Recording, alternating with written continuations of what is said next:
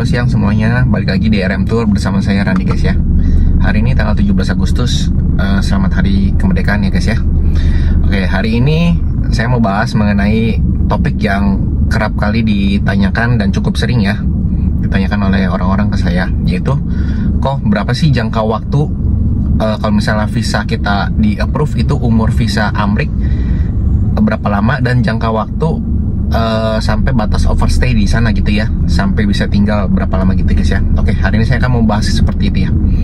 Jadi ada dua hal yang mau dibahas penting. Pertama, umur berlakunya visa Amerika ya guys ya, terutama visa turis B1 B2 ya, karena memang saya spesialis visa turis B1 B2 ya. Oke, jangka waktunya itu sudah fix ya, 5 tahun. Jadi kalau misalnya ada yang bingung, maksudnya kok sebenarnya jangka waktu itu berapa sih kok, umur visa itu berapa lama sih kok, visa Amerika 1 tahun kah, 2 tahun kah, 3 tahun kah gitu ya, atau bisa fleksibel gitu ya. Enggak, itu udah fix. Jadi semua yang di approve itu jangka waktunya sama semua, 5 tahun. Jadi kalau misalnya kalian di approve tahun 2025 ini, nanti masa berakhir atau expirednya visa Amerika kalian itu jatuh di 2030 gitu guys ya, kurang lebih seperti itu ya.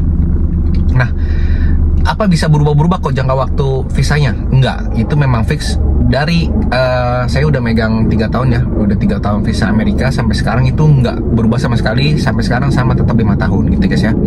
Nah, oke, mengenai hal kedua kok terus jangka waktu kita overstay, batas waktu kita tinggal selama jadi turis itu berapa lama sih kok di Amerika? Nah, ini mungkin pembahasannya agak lebih detail dan agak lebih panjang sedikit ya guys ya, karena ini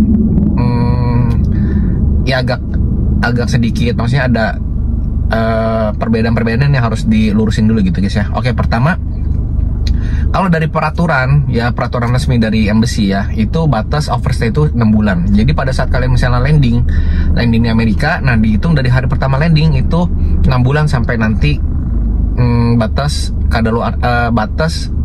overstay gitu guys ya. Terus kok kalau gitu, kalau misalnya saya di atas 6 bulan itu gimana kok? Ya di atas 6 bulan simple ya overstay itu guys ya. Jadi kalian ibaratnya udah melanggar peraturan lah, seperti itu guys ya gitu ya. Terus kok sebenarnya kalau overstay itu boleh atau enggak gitu ya? Sebenarnya overstay itu ya tergantung, kembali lagi ke kalian masing-masing guys ya. Jadi nggak di Amerika pun, misalnya di negara lain pun overstay itu pun jadi namanya itu imigran gelap gitu guys ya. Jadi imigran gelap yang bercontoh biasanya itu untuk yang kerja gitu ya, misalnya kerja di Amerika atau kerja di negara lain pun mereka pasti jadi imigran gelap gitu ya guys ya. Bisa atau nggak bisa itu pasti bisa, tapi kalau dari etika, dari segi peraturan itu nggak etis atau melanggar aturan gitu guys ya, seperti itulah ya. Nah, oke kok kalau kayak gitu, kalau misalnya taktiknya seperti ini gitu, soalnya kalau misalnya apply visa Amerika itu banyak taktiknya gitu guys ya. Jadi maksudnya peserta saya banyak taktiknya gitu ya. Kok kalau gitu misalnya nih saya berangkat tiap 5 bulan sekali nih, terus nanti pulang gitu ya guys, 5 bulan terus pulang, sebulan kemudian nanti berangkat lagi kok 5 bulan gitu. Itu bisa apa enggak kok gitu?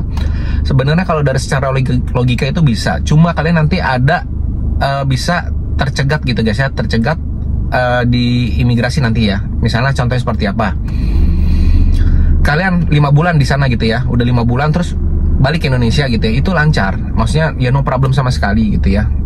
Di borderline ataupun di imigrasi itu fine-fine aja, no problem. Jadi borderline di Amerikanya ataupun pas landing di Indonesianya itu no problem ya.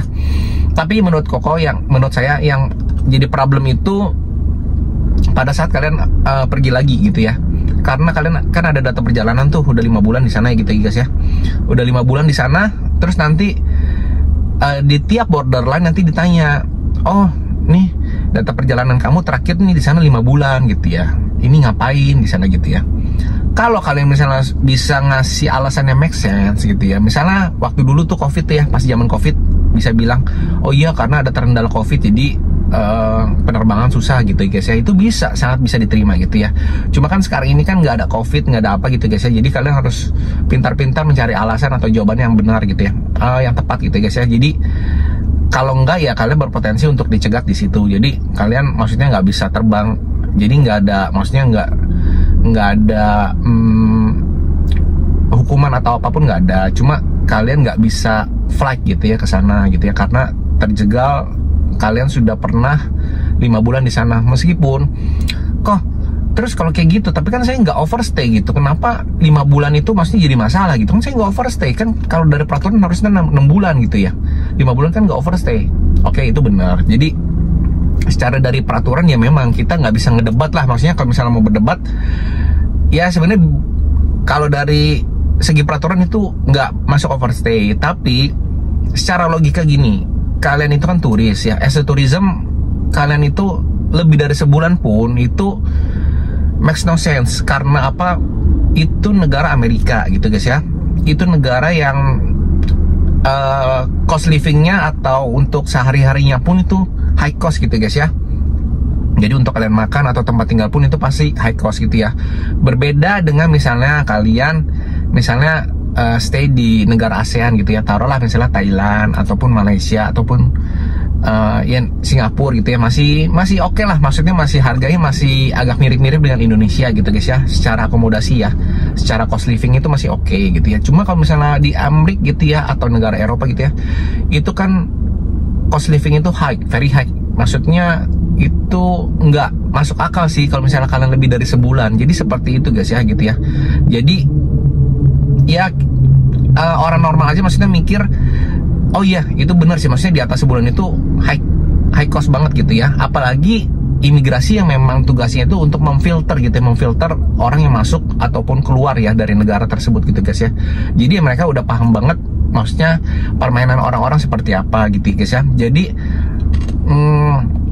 selalu kusaranin maksudnya jangan lebih dari sebulan lah gitu ya, biar aman gitu ya, kategorinya biar aman. Jadi 3 minggu sampai sebulan itu batas maksimal untuk stay di liburan di Amerika menurutku seperti itu gitu guys ya.